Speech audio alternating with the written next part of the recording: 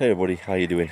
This is the last video of the night, I promise. So, people have been saying I've been pretty negative about the Reform Party.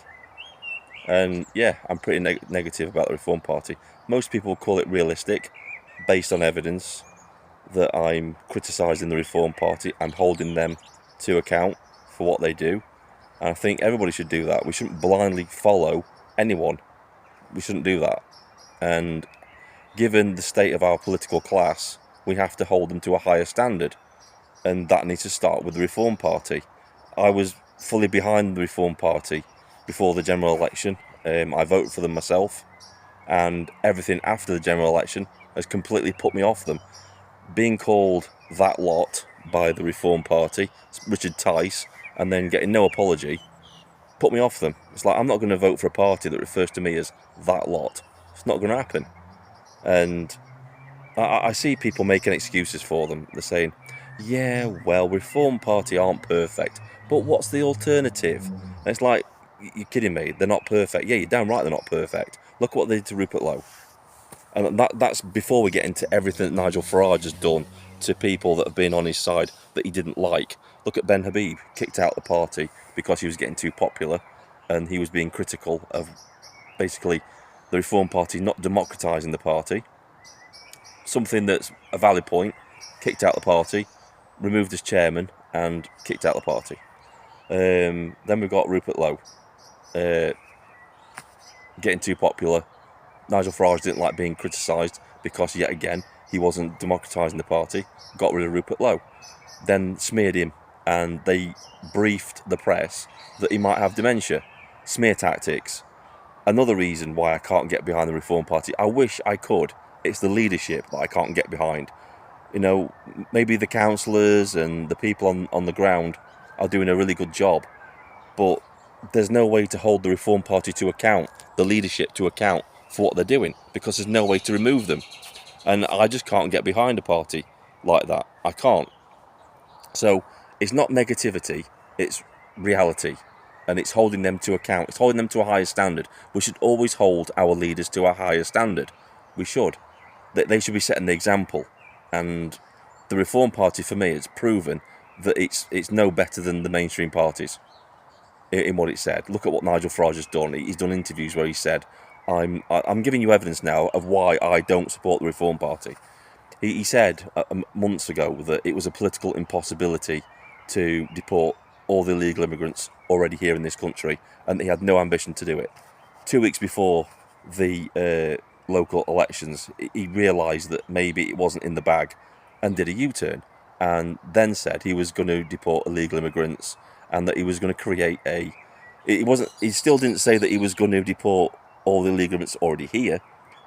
He just said he was going to deport illegal immigrants and that he was going to create a minister for deportations.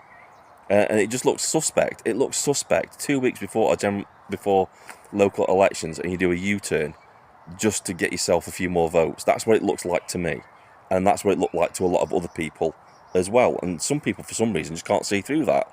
They think the sun shines out of Nigel Farage's arse. They've got these rose-tinted coloured glasses on, and they just can't see through him. I was betrayed by Boris Johnson, and since that point, I made myself a promise. I will not trust anybody on their word alone.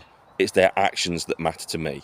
And that's what I'm hoping that happens. I hope that Reform comes through and doesn't just say they're going to do things, but actually does it. And I'll fully support them. If they do that and they do all this, I'll fully support them. I will. But based on past evidence, I can't trust Nigel Farage. I can't trust Nigel Farage. I don't trust Richard Tice. I don't trust Zai Youssef. I don't trust any of the leadership at all. One little bit. And the way they treated Rupert Lowe put me off them. The way they called me that lot put me off them. They've got a lot of work to do to ever regain my trust, which I don't think they'll ever do. I don't think I will ever vote for the Reform Party again. Everybody else is entitled to vote any way they like, but I won't vote for the Reform Party anymore. And if you don't like what I say about the Reform Party, nobody's forcing you to watch. I'm not there holding a gun to your head, forcing you to watch my videos. You know, if you want to go and see positivity, go to Michael Heaver or go to Preston Journalist, or go to June Slater, where they just non-stop praise the Reform Party and, you know, just don't criticise anything they do whatsoever. Go and watch their channels. I'm probably not for you. I'm more realistic. I don't sugarcoat anything. And maybe you don't like the content, and that's fair enough. It really is. And, you know, you've got every right to go and, you know, watch whatever you like, haven't you? I'm not forcing you to do that. Anyway, I've got that bit off my chest. Sorry, it got a bit serious there, guys. I'm going to do a live stream tomorrow night, I think, instead of a video tomorrow. We'll see what happens. We'll see what people come in. But a lot of people like me and my channel for my bluntness. I just say it how it is. I'm not going to bullshit anybody. This is just my opinions. This is just how I feel about things. I'm just an ordinary guy on the ground that is being put through the ringer. I'm living what, you know, the working class, what thousands of working class people are going through in this country. Go and watch my videos, my past videos on this, about what's been happening to me. And this is why getting rid of all these illegal immigrants is important to me, because I've lived it. I know how hard it is to get social housing. The only reason we got this house is because my son has autism and that I have a young daughter. There are lots of young people out there, couples that don't have children, that just can't get social housing. They're in that have been kicked out of their rented accommodation, and they're struggling. They're really struggling. And, you know, hopefully, you know, I want to raise awareness of their plight too, and show people what we're actually going through in this country because of illegal immigration. And up to 2 weeks ago, Nigel Farage wasn't even going to deport these people.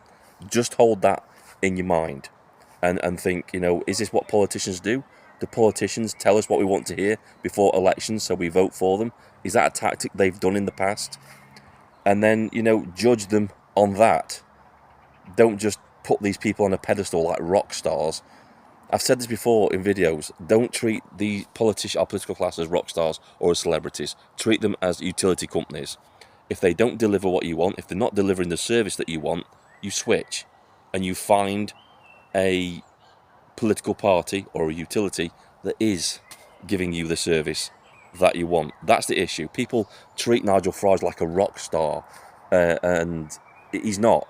He's a public servant. He's your servant. You put him in power, you pay him wages out of your taxpayer money, and you should hold him to a higher standard. And that's what I'm doing. I hold all the political class to a higher standard. You know, I don't know who the hell I'm going to vote for, to be honest with you, in the next general election. 4 years is a long time. A lot can happen. So I think I'm just going to keep my powder dry until then and see what happens. And people keep going about UKIP, right? UKIP, it's not UKIP's fault. A lot of people have said, you know, UKIP is a dead brand. I think they need to rebrand and, you know, update their image, because they're still cursed with the spectre of Nigel Farage over them. They've still got the same flag with the pound sign on it.